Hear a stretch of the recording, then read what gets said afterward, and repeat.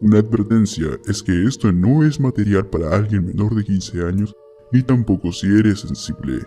Así que, entra bajo tu propio riesgo.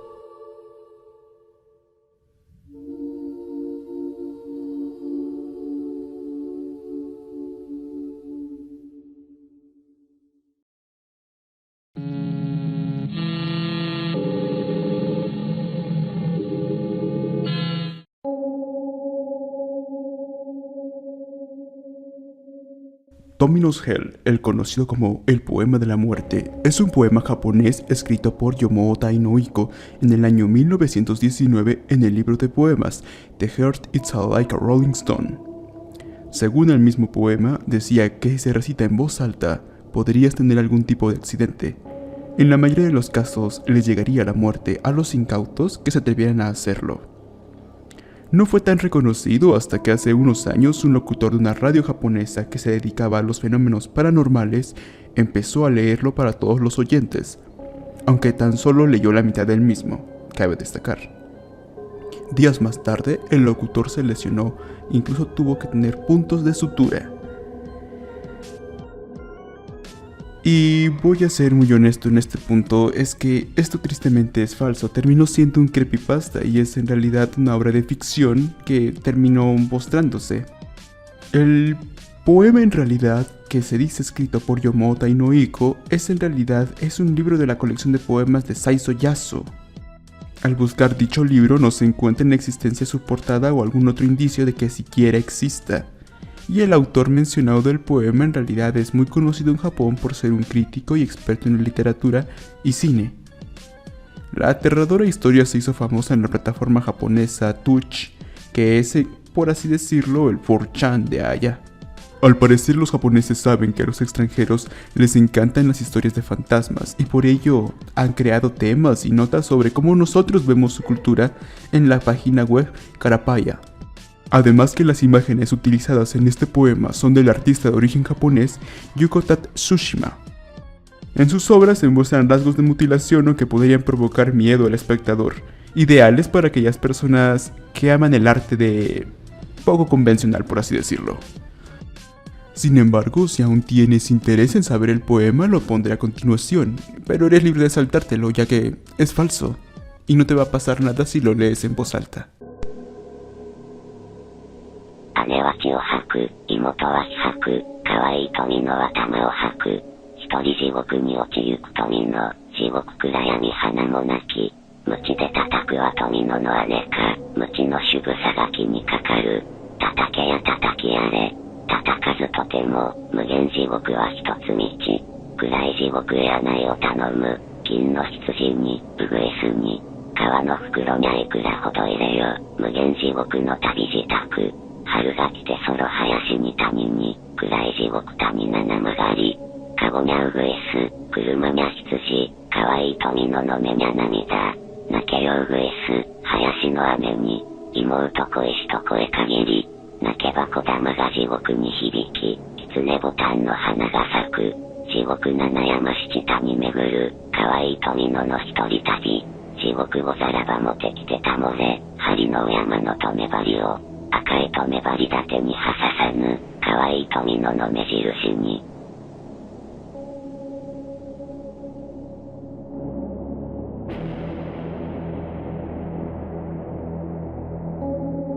¿Cuáles son las dos caras de un japonés? Bueno, está el tatemae, hace referencia al comportamiento establecido como el adecuado, el que se supone que todo buen japonés debe mostrar, mientras que el hone se identifica con los verdaderos sentimientos.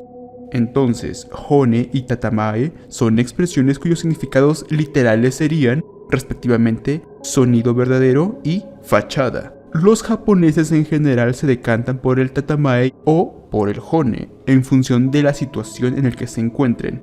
Son capaces de aceptar algunas cosas que no aceptarían normalmente con tal de no llegar a la confrontación, y se expresan como realmente piensan con pocas personas.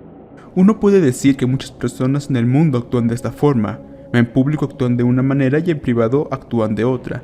Sin embargo, esto no es del todo así.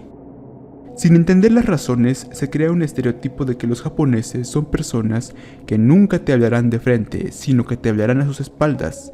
Esto es erróneo de una forma, ya que se abren, pero con gente cercana. Recalco, como es muy grande la diferencia, se llega a pensar que son personas hipócritas.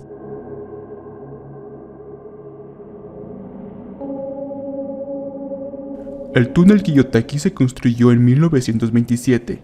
La leyenda menciona que el lugar está embrujado por los trabajadores que murieron en el lugar, lo cual es clásico. De hecho, se cuenta que estos murieron en condiciones de esclavitud mientras trataban de finalizar el trabajo. Y es que no se trata de un proyecto pequeño, puesto que nos encontramos con un túnel cuya extensión es de 444 metros, lo que incluso hace que su maldición se intensifique, pues en muchas culturas orientales, el número 4 es considerado maldito, algo similar a lo que sucede en Occidente con el número 13. En este lugar son mayores los accidentes de coches, debido a que los conductores se asustan por las apariciones. Pero la historia más repetida es que en este túnel un espectro aparece en un espejo, y quien mire su reflejo allí tendrá una muerte cruel en el futuro. Por eso los conductores no miran a los lados y se concentran solo en la vía. Aunque ya te digo yo que el espejo en realidad no existe, al menos en el video que te estoy mostrando no se ve en ningún momento un espejo. Aunque son muchas las personas que creen en esta leyenda, sigue siendo un túnel muy usado cada día, ya que es la única forma de pasar de un lado a otro de la montaña que atraviesa. Pero quién sabe, igual y las leyendas no mienten.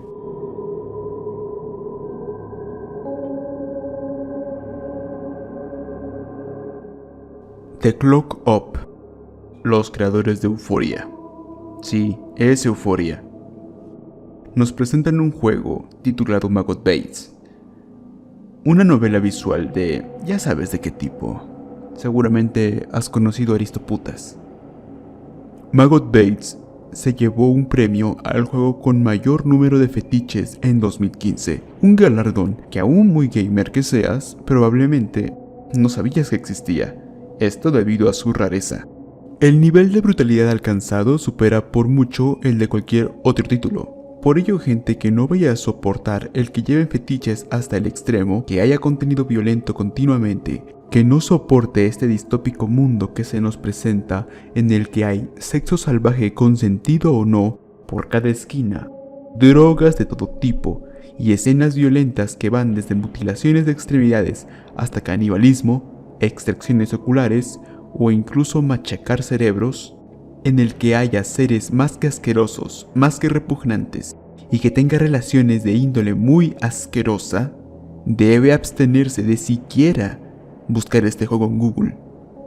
La penosa y mediocre premisa es esta. En Kayou, dentro de Kanto, Japón, se dice que existe una ciudad peligrosa, la más salvaje del mundo, con un índice de criminalidad abrumador.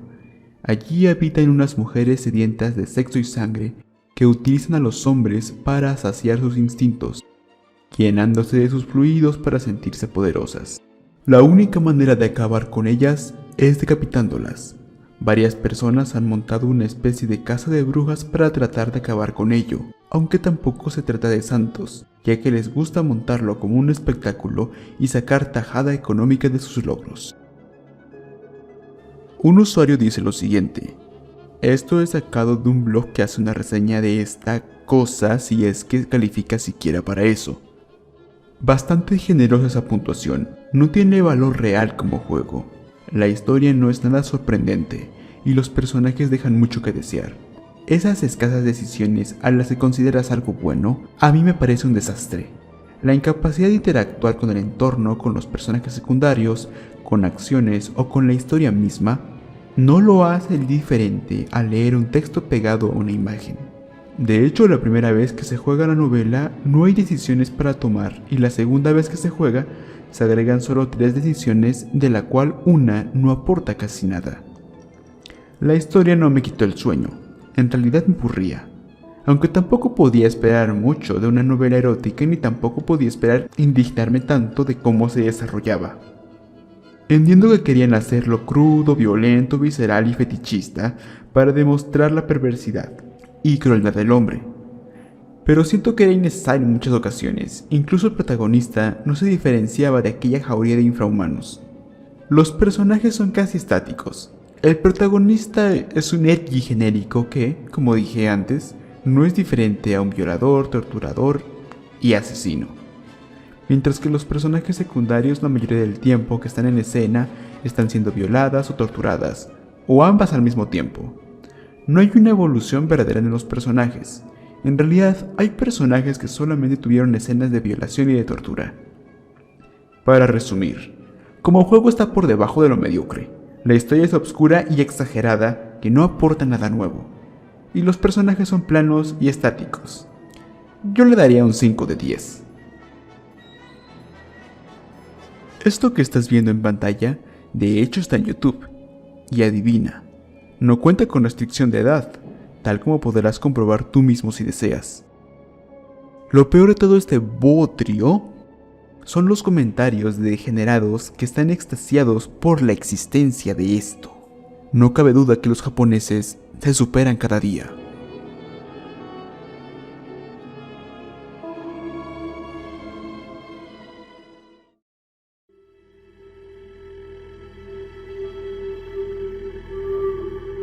Como sabemos, en Japón ha habido accidentes o ataques que están relacionados con radiación.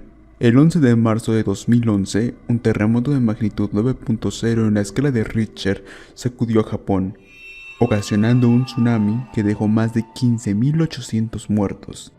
Esta ola mortífera también averió la planta nuclear de Fukushima, produciendo una de las catástrofes nucleares más grandes en la historia de la humanidad.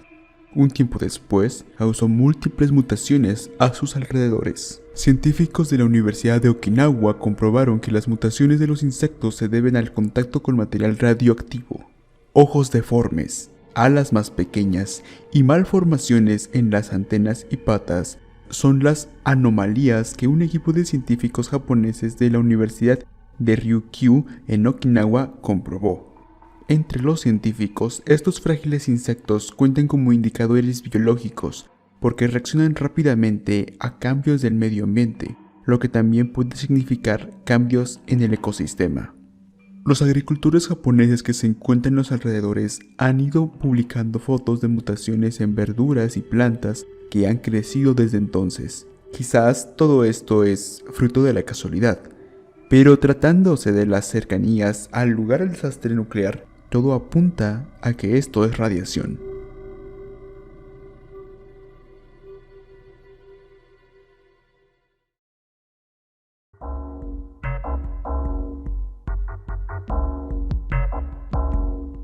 Tamashagiri era la prueba de corte utilizada para ver la resistencia y capacidad de una espada. Se solía usar con prisioneros o castigados a la pena capital, o gente de la casta Eta. Este último término se utiliza para nombrar a los descendientes de los individuos marginados del Japón feudal, que recibían el nombre de Eta. La mayoría de sus integrantes desarrollaban oficios relacionados con la muerte, sepultureros, verdugos o curtidores de pieles. Es decir, gente inocente era usada en ocasiones para probar la katana. No era gente buena en términos generales, pero al final del día era inocente. Al llegar los tiempos modernos, esas pruebas no se podían hacer con las personas, por lo que usaron blancos alternativos y llegaron a la conclusión que un porcentaje de bambúes, de cierto diámetro por supuesto, equivalía a la resistencia de un cuerpo humano promedio. Pero para evitar una deforestación de los bosques de bambú se optó por practicar con la parte de arriba de los tatamis enrollada. Sobre lo de cortar y cómo cortar, hay diversos libros antiguos escaneados si quieres buscar por internet, donde se ven dibujos de cómo posicionar los cuerpos para hacer diversas pruebas de corte. Cabe aclarar que la idea no es cortar, sino que la espada pase a través de lo que haya enfrente, lo que es sutilmente diferente.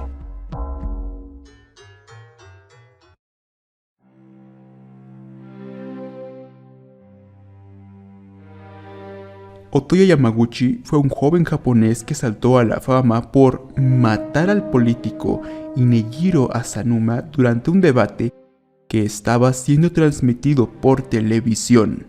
El 12 de octubre de 1960, Inejiro líder del Partido Socialista de Japón, era protagonista por estar frente a más de 1000 personas defendiendo sus ideas en un debate político frente a otros líderes opositores. Este debate se estaba desarrollando en el Salón Ibiya de Tokio, siendo además transmitido por NHK, Sociedad de Radiodifusión Japonesa. En un momento del debate, empezó a reinar la confusión tras aparecer en escena el joven Otoya, que había asistido al evento como parte de la Sociedad Patriótica del Gran Japón. Tenía solo 17 años y apareció por la izquierda de Asanuma con una espada samurái de unos 30 centímetros de largo, conocida como wakizashi. Yamaguchi no lo dudó y clavó su espada en el estómago del líder político. En ese momento, algunas fuerzas de seguridad detuvieron al joven armado, como es natural, y otros asistentes se preocuparon por la salud de Asanuma. Las razones exactas por las que atacó al líder político realmente no se conocen. Solo se supo que formaba parte del grupo Uyoko Dantai, una asociación radical de ideología conservadora totalmente contraria a las ideas de Asanuma. Entre las ideas que planteaba el político socialista, destacaban que Estados Unidos era enemigo en conjunto de China y de Japón. Puede que a lo mejor no entiendas por qué se dice que salvó entre comillas a Japón, pero puedes responder a esta pregunta muy fácilmente. Tomando en cuenta que se suele entender que el comunismo es la fase última de la teoría socialista, ¿cuántos países que estén o hayan practicado el comunismo realmente funcione? ¿A cuántos países que hayan o estén practicando el comunismo realmente les funcionan? La respuesta es simple: ninguno. Todos tienen índices de pobreza altos y acarrean enormes problemas que esto conlleva. Y no, China no es comunista, solo tiene el nombre, así como la Honorable República Democrática de Corea del Norte. ¿Cómo va a ser una dictadura si en su nombre dice democrática? Regresando con Otoya Yamaguchi, debido a su edad, fue enviado a una prisión juvenil. Luego de 3 semanas en el recinto, preparó una combinación de pasta de dientes y agua. Posteriormente, pudo escribir con ella en las paredes: 7 vidas por mi país, larga vida para su majestad el emperador. Con la sábana de su cama logró formar varias tiras que le sirvieron para hacer una especie de cuerda, con la que se colgó desde la lámpara en la celda y así falleció ahorcado. Héroe. Fue considerado un héroe por algunos grupos de la extrema derecha. Durante el entierro le rindieron honores y sus padres recibieron múltiples regalos en honor a su hijo. Cuando la noticia se dio a conocer en Estados Unidos, medios como The Guardian informaron mal su nombre y lo identificaron como Fuyata. 50 años después de que Otoya Yamaguchi cometiera el crimen, fue recordado por un pequeño grupo en el Salón Ibiya donde ocurrió el asesinato. Uno de los miembros del grupo, Dai Nippo Aikokuto, reconoció que le rendían honores a Yamaguchi por haber hecho justicia. Sin duda es extremo decir que salvó al país, pero al menos así es considerado por varias personas. Es curioso pensar que los mismos conservadores no apoyaban las críticas a Estados Unidos, siendo este un país que era sumamente opuesto en costumbres y formas de actuar.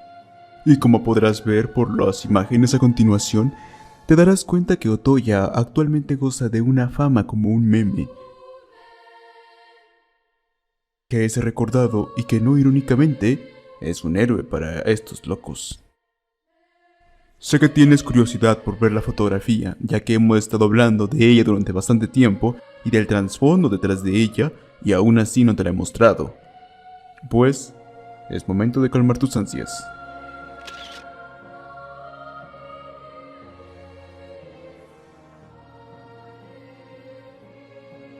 Es una imagen poderosa, una imagen sin duda, de un, entre comillas, héroe. Como último dato, la foto en la que quedó retratado el asesinato, obra de Yasushi Nagao, permitió que el fotógrafo ganara el premio Pulitzer un año más tarde de lo ocurrido.